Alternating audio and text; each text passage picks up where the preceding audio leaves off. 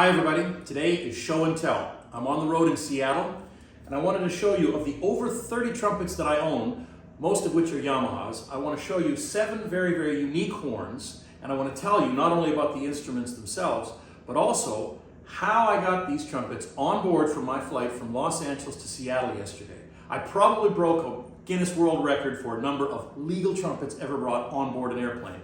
So let me explain that to you. And I'll show you about the horns themselves. The ones I'm going to start with, or the one I'm going to start with rather, is the Yamaha model 6315 flugelhorn.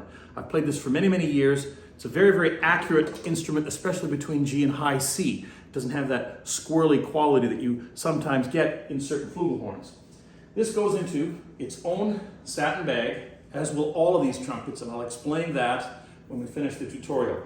I then place it flat down into the guard elite bag.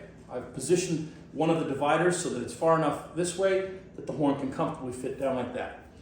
Then I put one of these affectionately known as the taco inserts that gets velcroed against the side of that divider, and we place it down here like this. We'll get to that a little bit later. I'd read somewhere not too long ago that apparently there are fewer than 200 working Stradivarius violins left on planet Earth. This horn is also Stradivarius, and in fact, it's even more unique. This is one of only 20 trumpets that Bach ever built. It was built in 1961 in Mount Vernon, New York, and this is a Vindobona model with a 65 bell. Only 20 of them were ever made, and I happen to be in possession of one of them. It was given to me recently for permanent loan by a dear friend, and I carry it with me proudly. If you ever catch me after a master class or a concert, bring a mouthpiece, because this is truly a piece of trumpet history, and it's a real privilege to be able to have this in my possession. This horn also gets placed in its own satin bag, and then I've taken the third divider that comes with the guard case, lift it up like that, you place this bell down, then the entire instrument is pushed flat, so you have a flat trumpet and a flat flugelhorn. That divider is then placed on top of that. It's angled down from the bell end down to about 45 degrees, so you have room at this end of the case for another instrument. Next horn I want to show you is a prototype, which was built for James Thompson, one of my trumpet mentors, by Bob Malone and the good folks at Yamaha.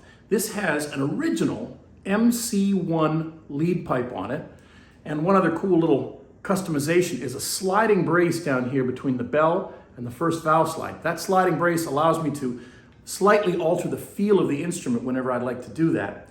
This horn is particularly special because of the fact that Jim played it at every one of my undergraduate lessons when I was studying with him in Montreal. I'm now in possession of this horn, and it's a huge part of my own trumpet history. Very proud to carry it around with me. This too goes into a satin bag, and it's placed on top of the flugelhorn with the bell facing the opposite direction from the flugel bell. Nice and flat, and then I take the taco insert, covered up just like that. Next one I'm going to show you is my go-to B-flat trumpet. This is the Mark II Model 6335 Yamaha. I bought it in early college, and now it's affectionately just known as the Cancer Blows trumpet. And of course, that's in reference to my dear friend, as an homage to Ryan Anthony, the great trumpet player and human being, and one of my dearest colleagues, as a permanent reminder of his legacy and all the great work that he did.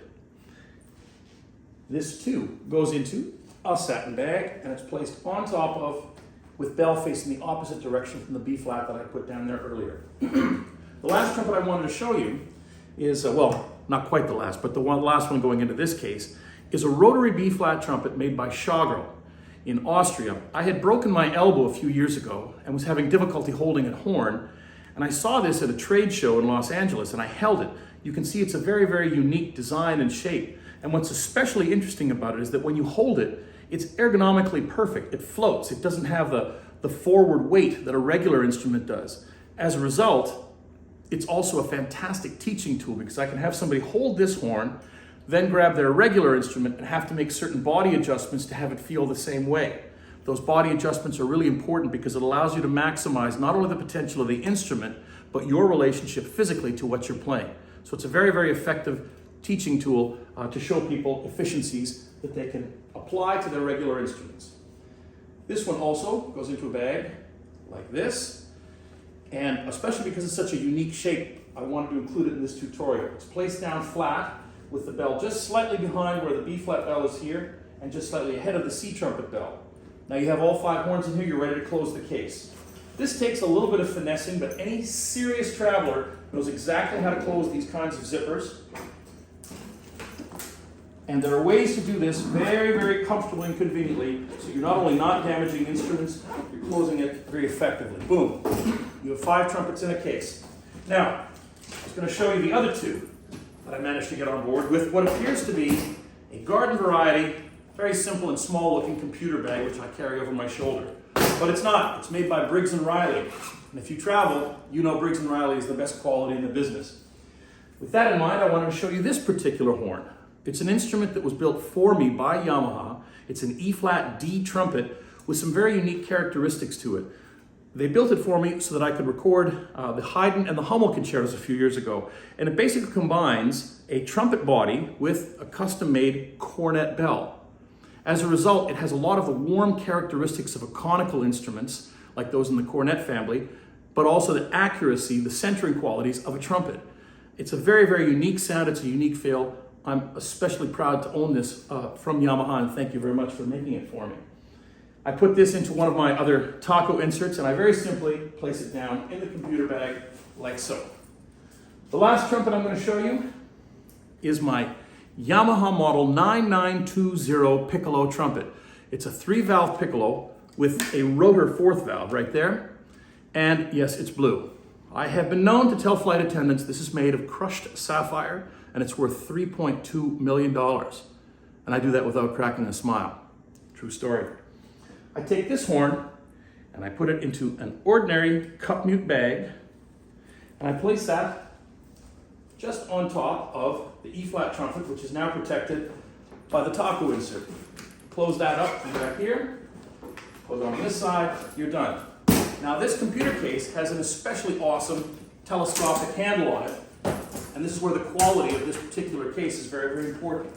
I take that, put it on the floor, then I take my Guard Triple Elite, which has 5 large instruments in it, place it on top, run the strap this way, boom, you're rolling to your next destination. Now just in case you ever get stopped at the gate and they say there's no way that trumpet case is coming on board, even though the Guard Triple Elite has been measured with airport sizes in mind, and it does fit into those. Sometimes you're just going to run into somebody that says, no way. This is why the satin bags are so important. You literally reach in, take all 5 of your horns out like grocery shopping, and you'll carry them on board yourself, put them directly underneath the seat in front of you. They're completely safe there, and then the airlines are free to go ahead and check your case to the next destination.